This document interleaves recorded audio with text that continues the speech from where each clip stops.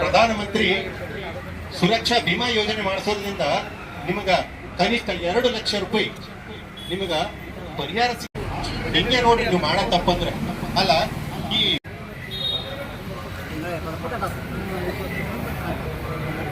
ಕಾರ್ಯಕ್ರಮವನ್ನು ಹಲಗಿ ಭಾಷೆಗಳ ಮೂಲಕ ಉದ್ಘಾಟನೆ ಮಾಡಲಾಗುತ್ತಿದೆ. ಎಲ್ಲರೂ ಜೋರಾಗಿ ಚಪ್ಪಾಳೆಯನ್ನು ತಟ್ಟಬೇಕು.